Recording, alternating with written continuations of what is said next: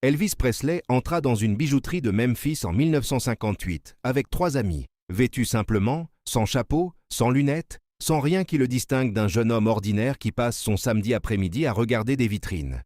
Le vendeur l'a regardé entrer, a évalué ses vêtements en une fraction de seconde et a décidé, avant même qu'Elvis ouvre la bouche, quel type de client il avait en face de lui.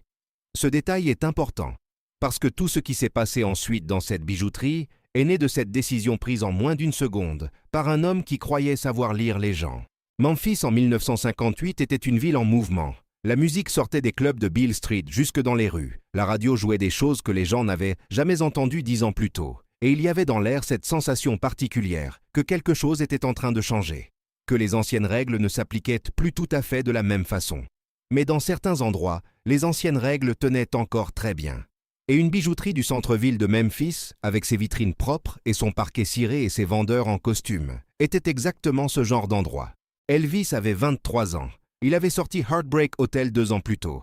Il avait été sur l'Ed Sullivan Show. Il avait des millions de disques vendus et une maison qu'il avait achetée pour sa mère, et une carrière qui changeait la musique américaine d'une façon que les historiens allaient mettre des décennies à mesurer complètement. Mais ce jour-là, dans cette bijouterie, il était juste un jeune homme en chemise ordinaire qui regardait des montres dans une vitrine. Le vendeur s'est approché avec ce sourire professionnel que les gens de ce métier apprennent à porter comme un uniforme. Et il a regardé Elvis regarder la vitrine du fond, celle où étaient exposées les montres les plus chères du magasin. Il y en avait une en particulier, une pièce suisse avec un boîtier en or et un cadran serti de petits diamants, qui coûtait 100 000 $ à une époque où ce chiffre représentait ce que la plupart des familles américaines gagnaient en 10 ans. Elvis la regardait avec cette attention tranquille de quelqu'un qui n'est pas pressé, qui prend le temps de vraiment voir ce qu'il regarde. Le vendeur a dit, avec une politesse qui était en réalité autre chose. Cette montre-là n'est pas vraiment ce qu'on montre à tout le monde. C'est une pièce pour une clientèle très particulière. Il n'a pas dit « Vous n'avez pas les moyens ». Il n'avait pas besoin de le dire. Les mots qu'il avait choisis disaient exactement la même chose avec suffisamment de distance pour que personne ne puisse l'accuser d'avoir été impoli.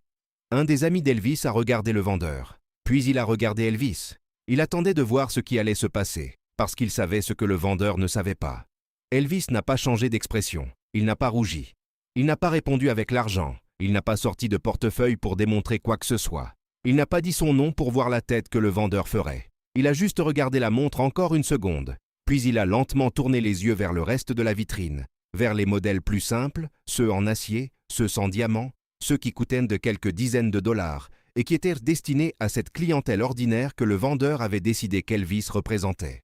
Il a regardé chaque modèle avec la même attention tranquille qu'il avait donnée à la pièce à 100 000 $, sans précipitation, sans gêne, comme si la remarque du vendeur avait glissé sur lui sans laisser de traces, ou peut-être comme si elle avait confirmé quelque chose qu'il avait décidé bien avant d'entrer dans ce magasin. Il a pointé vers une montre simple, acier brossé, cadran blanc, chiffre noir, aucun ornement. Le genre de montre qu'un ouvrier d'usine pouvait s'offrir pour son anniversaire. Elle coûtait 35 $. Il a dit « Je prends celle-là ». Le vendeur a souri de la façon dont les gens sourient quand ils croient avoir correctement évalué une situation. Il a ouvert la vitrine, sorti la montre, l'a posée sur le comptoir avec son petit coussin de présentation et a commencé à expliquer les caractéristiques du modèle avec ce ton légèrement condescendant de quelqu'un qui parle à quelqu'un qui l'a placé dans une catégorie. Elvis l'a écouté sans l'interrompre. Il a regardé la montre sur le coussin. Il l'a prise, l'a mise à son poignet, a regardé comment elle tombait sur sa main et il a hoché la tête. Il a payé en liquide. Il a remercié le vendeur avec une politesse sincère. Pas froide, pas distante, juste normale. Le genre de merci qu'on dit à quelqu'un sans arrière-pensée. Et il est sorti du magasin avec ses amis, la montre à 35 $ au poignet, sans se retourner.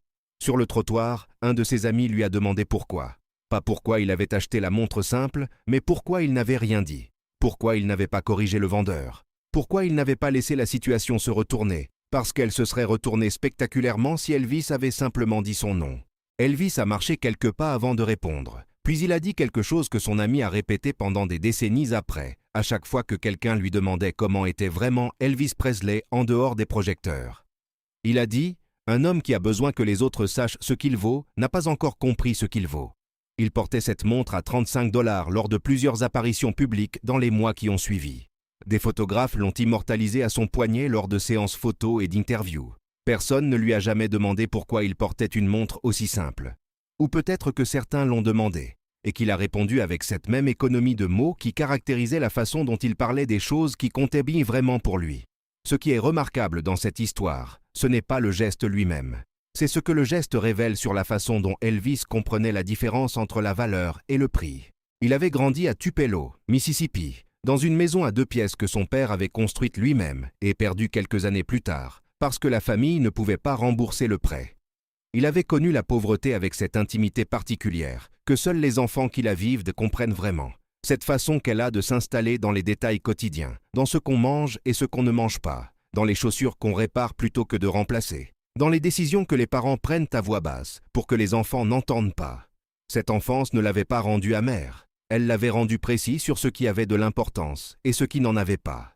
Quand l'argent est arrivé, il en avait donné une grande partie. À sa mère d'abord, toujours, avec une fidélité qui était moins une obligation qu'une évidence. À des inconnus ensuite, avec une générosité qui embarrassait parfois son entourage, parce qu'elle ne suivait aucune logique de comptabilité sociale. Il avait offert des voitures à des gens qu'il connaissait à peine, payé des factures médicales pour des familles dont il avait entendu parler par hasard, donné des sommes considérables à des institutions sans jamais demander qu'on mette son nom dessus. Pas parce qu'il voulait rester anonyme pour l'image, mais parce que pour lui, le geste perdait quelque chose d'essentiel à partir du moment où il devenait une démonstration. C'est cela que le vendeur de la bijouterie n'avait pas vu. Il avait regardé les vêtements et cru voir l'homme. Il avait regardé l'absence de signes extérieurs de richesse et conclu à l'absence de richesse. C'est une erreur très commune, et elle est presque toujours dans les deux sens. On juge les gens pauvres par leurs vêtements simples, et on juge les gens riches par leurs vêtements coûteux. Et dans les deux cas, on regarde la surface en croyant voir le fond. Elvis avait appris très tôt que les gens qui avaient fait vraiment quelque chose n'avaient pas besoin de le montrer. Pas par modestie performative, pas pour donner une image d'humilité calculée, mais parce que quand on est vraiment à l'aise avec ce qu'on est, l'opinion des autres sur ce qu'on est cesse d'être une information utile. Dans les années qui ont suivi, quand sa carrière a pris les dimensions qu'on connaît, quand Graceland est devenue une adresse connue dans le monde entier, et que son nom était reconnaissable dans des pays dont il n'aurait pas pu situer la capitale, il y avait dans son rapport aux objets quelque chose qui restait connecté à cet homme, qui avait regardé une montre à 100 000 $, avec la même attention tranquille qu'une montre à 35 $, et qui avait choisi la seconde, non pas parce qu'il n'avait pas les moyens de la première, mais parce qu'il avait compris quelque chose sur lui-même que la première ne pouvait pas lui donner. Les gens qui travaillaient avec lui parlaient souvent de cette qualité particulière qu'il avait de traiter tout le monde de la même façon. Le technicien de scène et le directeur de label, le fan qui attendait depuis des heures dans le froid et la star qui partageait l'affiche, le cuisinier de Graceland et le gouverneur de l'État. Pas avec la même déférence calculée de quelqu'un qui gère des relations, mais avec la même attention naturelle de quelqu'un pour qui la hiérarchie sociale n'était pas un filtre à travers lequel il voyait les gens. Cette qualité venait de là, de Tupelo, de la maison à 2 pièces, de l'enfance où on apprend que les gens valent ce qu'ils sont, pas ce qu'ils portent. Le vendeur de la bijouterie a su qui il avait servi ce jour-là probablement quelques heures après.